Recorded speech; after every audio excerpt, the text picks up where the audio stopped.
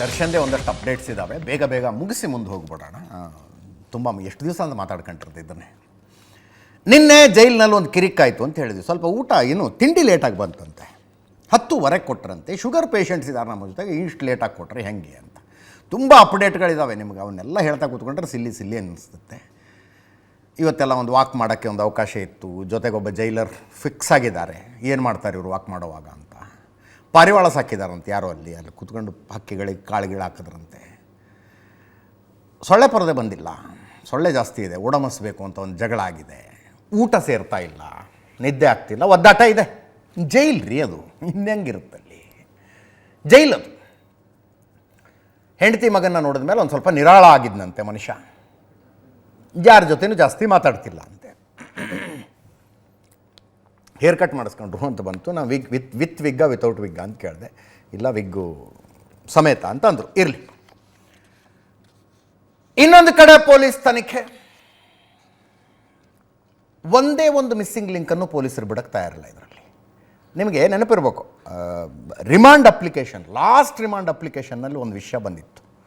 ವಿನಯ್ಗೆ ಪ್ರಮುಖವಾದ ವಿಷಯವೊಂದನ್ನು, ಅಂದರೆ ಪೊಲೀಸರು ವಾಪಸ್ ಇವರನ್ನು ನಮ್ಮ ಕಸ್ಟಡಿ ಕೊಡಿ ಅಂತ ರಿಮಾಂಡ್ ಅಪ್ಲಿಕೇಶನ್ ಹಾಕಿದಾಗ ಯಾಕೆ ಕಸ್ಟಡಿ ಕೊಡಬೇಕು ಅಂತ ಪಟ್ಟಿ ಮಾಡಿದ್ರು, ಇಂತಿಂಥ ಕಾರಣಕ್ಕಾಗಿ ಅಂತ.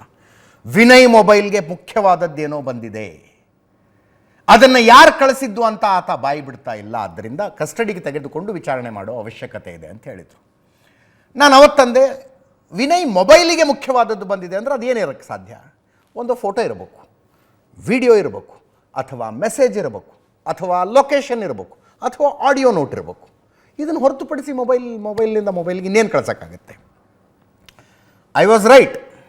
ಅದನ್ನು ಕೆದಕಿ ಏನು ಕಳಿಸಿದ್ದು ಅಂತ ನೋಡಿದಾಗ 3 ಸೆಕೆಂಡ್ಗಳದೊಂದು ವಿಡಿಯೋ ಪ್ಲಸ್ ಒಂದು ಫೋಟೋ. 3 ಸೆಕೆಂಡ್ಗಳದೊಂದು ವಿಡಿಯೋ ಪ್ಲಸ್ ಒಂದು ಫೋಟೋ. ಈ ವಿನಯ್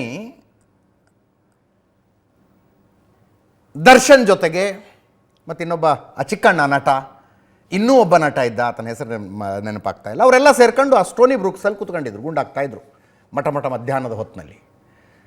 ಈ ಕಡೆಯಿಂದ ಮೆಸೇಜ್ ಬಂತು, ರೇಣುಕಾ ಸ್ವಾಮಿನ ಕರ್ಕೊಂಡು ನಾವು ಶೆಡ್ಡಿಗೆ ತಲುಪಿದ್ದೀವಿ ಅಂತ. ಶೆಡ್ಡಿಗೆ ತಲುಪಿದವರು ಬರೀ ಫೋನ್ ಮಾಡಿ ಹೇಳಿದ್ದು ಮಾತ್ರ ಅಲ್ಲ, ಶೆಡ್ನಲ್ಲಿ ರೇಣುಕಾ ಸ್ವಾಮಿನ ಹಿಡ್ಕೊಂಡಿರೋದು ಒಂದು ಫೋಟೋನು ಕಳಿಸ್ತಾರೆ, ನೋಡಿ ಇಲ್ಲಿ ಕರ್ಕೊಂಡ್ಬಂದಿದ್ದೀವಿ ಅಂತ. ಆತನಿಗೊಂದು 4 ತದುಕಿ ಸಣ್ಣದು ವೀಡಿಯೋ ಮಾಡ್ತಾರೆ. 3 ಸೆಕೆಂಡಿದ್ದು ಯಾಕೆ ಮಾಡಿದ್ರು ಗೊತ್ತಿಲ್ಲ, ಅಷ್ಟರದೇ ವೀಡಿಯೋ ಮಾಡಿ ವಿನಯ್ ಕಳಿಸಿದ್ರಂತೆ. ನಾವು ಆಲ್ರೆಡಿ ಕೆಲಸ ಶುರು ಮಾಡ್ಕೊಂಡಿದ್ದೀವಿ ಇಲ್ಲಿ ಅನ್ನೋ ಥರ. ವಿನಯ್ ಅದನ್ನು ದರ್ಶನಕ್ಕೆ ತೋರಿಸಿ, ಹಣ ಹೊರಟು ಬಿಡೋಣ ಬನ್ನಿ ಅಂತ ಹೇಳಿರ್ಬೇಕು. ದರ್ಶನು ನೀವು ಹೋಗಿ ಶೆಡ್ಡಿಗೆ, ನಾನು ಪವಿತ್ರನ ಕರ್ಕೊಂಬರ್ತೀನಿ ಅಂತ ಆ ಕಡೆ ಪವಿತ್ರ ಮನೆಗೆ ಹೋಗಿದ್ದು, ಪವಿತ್ರನ ಕರ್ಕೊಂಡು ಶೆಡ್ಡಿಗೆ ಬಂದಿದ್ದು. ಇಷ್ಟಾಗಿರೋ ಸೀನ್ ಅವತ್ತು. ಆ 3 ಸೆಕೆಂಡಿನ ವಿಡಿಯೋ ಪ್ಲಸ್ ಒಂದು ಫೋಟೋ, ಅದನ್ನು ವಿನಯ್ ಮೊಬೈಲಿಂದ ಡಿಲೀಟ್ ಮಾಡಿ ಆಗಿದೆ. ಬಟ್ ಪೊಲೀಸರಿಗೆ ಗೊತ್ತದು ಬಂದಿದೆ ಇವನಿಗೆ ಅಂತ. ರಿಟ್ರೀವ್ ಮಾಡೋಕ್ಕೆ ಟ್ರೈ ಮಾಡ್ತಾ ಇದ್ದಾರೆ. ನಿನಗೆ ಶೆಡ್ನಿಂದ ಅದನ್ನು ಕಳಿಸಿದವ್ರು ಯಾರು ಅಂತ ಬಾಯ್ಬಿಡೋದಕ್ಕೆ ತಯಾರಿಲ್ವಂತ ವಿನಯ್. 3 ಸೆಕೆಂಡಿಂದ ಒಂದು ವಿಡಿಯೋ, ಒಂದು ಫೋಟೋ, ಯಾರು ಕಳಿಸಿದ್ರು ನಿನಗೆ ಶೆಡ್ನಿಂದ ಅಂದರೆ ಬಾಯ್ಬಿಡೋಕ್ಕೆ ತಯಾರಿಲ್ಲ. ಆ ಕಾರಣಕ್ಕಾಗಿ ಆತನನ್ನು ಮತ್ತೆ ಮರಳಿ ವಶಕ್ಕೆ ಪಡೆಯಲಾಗಿತ್ತು. ವಶಕ್ಕೆ ಪಡೆದ ನಂತರ ಬಾಯಿ ಬಿಡಿಸಲಾಯಿತೋ ಅಥವಾ ಇಲ್ಲವೋ ಸದ್ಯಕ್ಕೆ ಅಪ್ಡೇಟ್ ಇಲ್ಲ.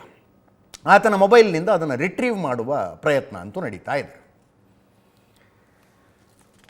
ಇದು ತನಿಖೆಯಲ್ಲಿ ಬಂದಂಥ ಒಂದು ಅಂಶ.